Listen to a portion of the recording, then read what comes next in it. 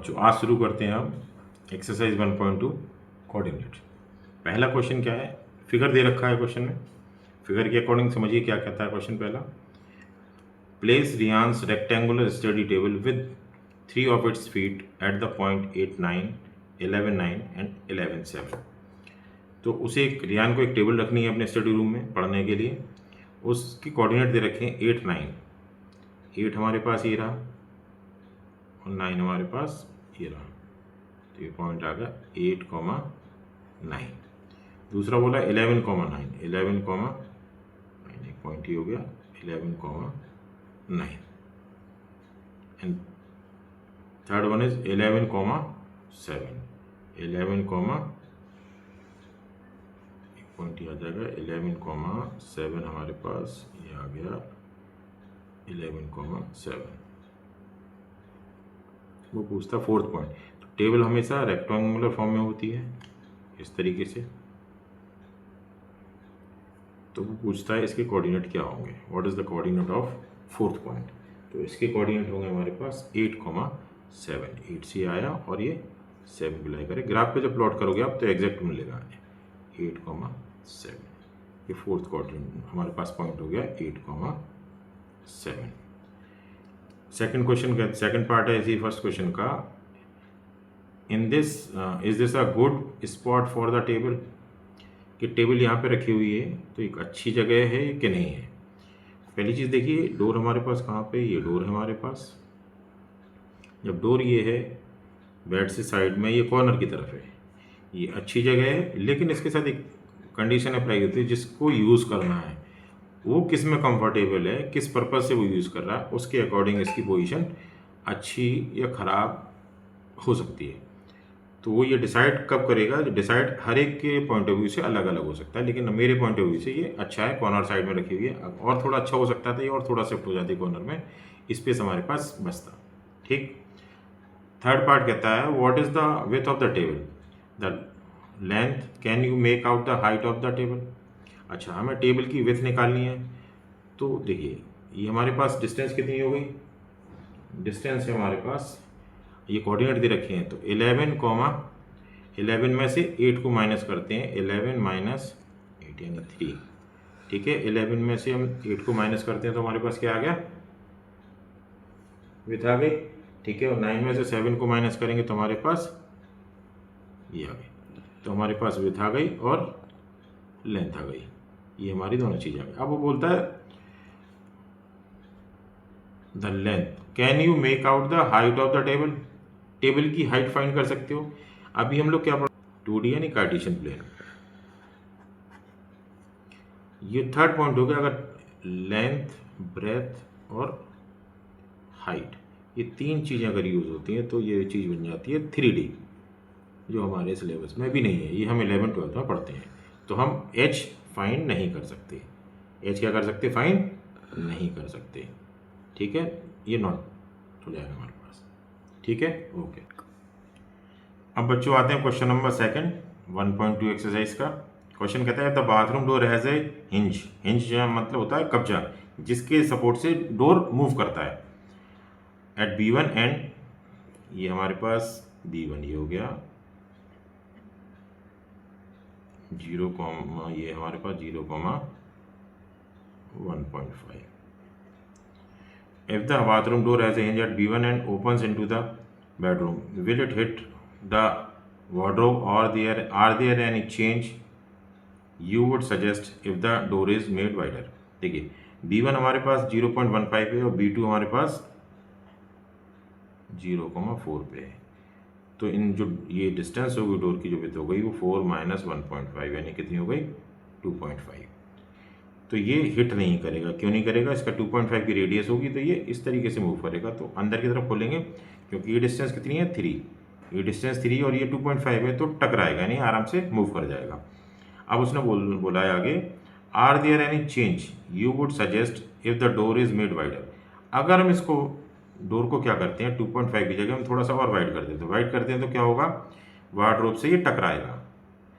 अब वार्डरोब को टकराएगा तो ना तो हम इसे ओपन कर पाएंगे, हम डिस्टर्ब होंगे। तो क्या होगा, अगर हम इसको वार्डरोब को शिफ्ट करते हैं तो वार्डरोब को शिफ्ट करने के लिए भी प्रॉब्लम है। यहाँ पे हमारे पास केवल 1 यूनिट है, 1 फीट के आसपास की डिस्टेंस है डोर से। तो हमारे पास कंडीशन ये है कि जितना ये दे रखा है उतना ही यूज़ करें तो हम कंफर्टेबल रहेंगे, अदरवाइज हमें चीज़ें अरेंज करने में दिक्कत होगी। ठीक है, ये हो गया हमारा क्वेश्चन नंबर 2। Thank you. हाँ बच्चों, अब करते हैं थर्ड क्वेश्चन 1.2 का। क्या है क्वेश्चन, कहता है third, look at the Reyansh's bathroom. Reyansh's ये बाथरूम है इसका, ये देखो।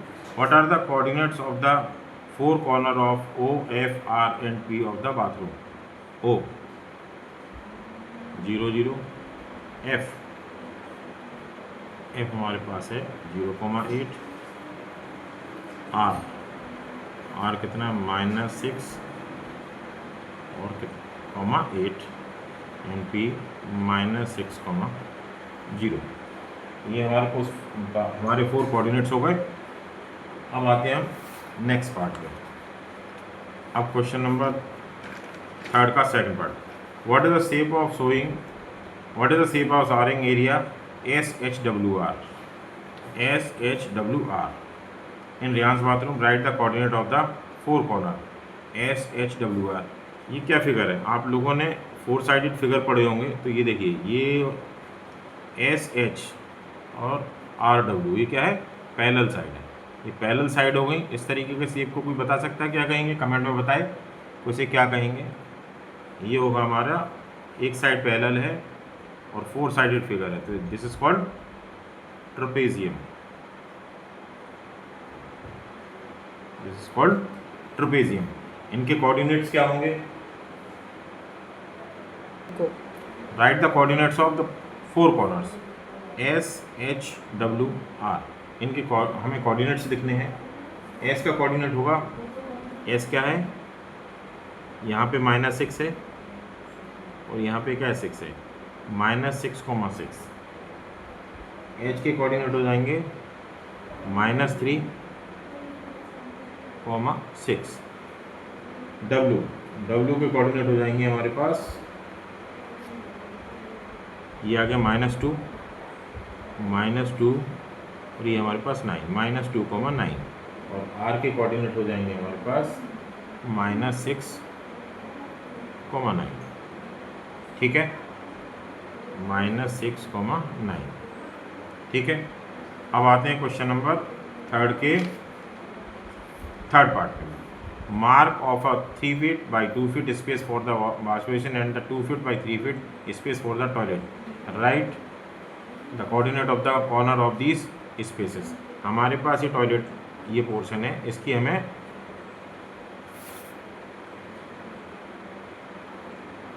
कोऑर्डिनेट्स लिखने हैं। ये हमारे पास mark of a 3 feet by 2 feet space for the wash basin and 2 feet by 3 feet space for the toilet.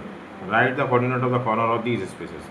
ये हमारे पास टॉयलेट का एरिया हो गया और ये हमारे पास वॉश बेसिन का एरिया हो गया। यहाँ पे हमारे पास PNNL, ये हमारे पास है। इसके कोऑर्डिनेट हो जाएंगे P के -6,0, N के हो जाएंगे -3,0, M हो जाएगा -3,2, K हो जाएगा -4,5, L हो जाएगा हमारे पास -6,2, I हो जाएगा -6,5, J हो जाएगा -4,5। ये हमारे कोऑर्डिनेट्स हो जाएंगे। अब हम करेंगे next question, question number 4। Dining room which has the length 18 feet and the width 15 feet. The length of the dining room extends from point A. Sketch the dining room and mark the coordinate of its corner.